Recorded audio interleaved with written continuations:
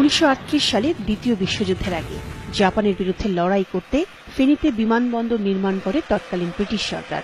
ফেনী শহরের উত্তরাংশে সুলতানপুর, বারাহিপুর, মজলিশপুর, বিরিঞ্চি, ধর্মপুর ও দেবীপুর এলাকায় প্রায় 350 একর জমির ওপর এটি গড়ে তোলা হয়।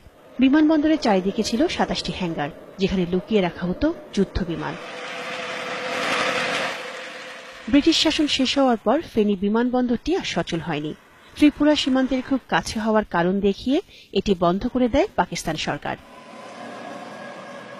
রক্ষণাবেক্ষণের অভাবে স্মৃতিচিহ্ন মুছে যাচ্ছে ঐতিহাসিক এই বিমানবন্দরের। বর্তমানে রানওয়ের 50 একর জায়গায় গড়ে উঠেছে গার্লস ক্যাডেট কলেজ।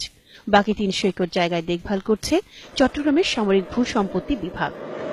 স্থানীয়রা বলছে, ভুয়া কাগজপত্র তৈরি করে অনেকে গড়ে তুলেছে অবৈধ স্থাপনা। ফেনী পুরাতন বিমানবন্দর একটা ঐতিহ্যবাহী বিমানবন্দর। এটা কালক্রমে জনগণ এটাকে জবরদখলের শিকার হচ্ছে। কিছু অংশ ক্যাডেট কলেজ হয়েছে, দক্ষিণ অংশে আর উত্তর অংশ খালি পড়ে আছে। আর তো বাগিচুরি মানুষের জমিটা বাড়িঘর করে ফেলছে। এটা তো ব্রিটিশের নির্মিত, এখান থেকে যুদ্ধ হয়েছে। এটা এখন ক্যাডেট কলেজে 3 ভাগের 2 ভাগ দল করে গেছে। প্রশাসন জানিয়েছে, সরকার পরিকল্পনা নিলে বিমানবন্দর রক্ষায় ব্যবস্থা নেওয়া হবে। 50 একর জমিতে ফেনী গার্লস ক্যাডেট কলেজ হয়েছে এবং বাকি জমিটা আসলে সামরিক ভূসম্পত্তি বিভাগ চট্টগ্রাম দেখাশোনা করে। ওনারা কিছুটা লিজ দেয় আমি যতটুকু জানি, আর বাকিটা বিভিন্ন ব্যক্তি বিভিন্নভাবে দখল করে। ইতিহাসের অংশ হয়ে থাকা ফেনী বিমানবন্দর রক্ষায় প্রয়োজনীয় উদ্যোগ নেয়ার দাবি এলাকাবাসীর।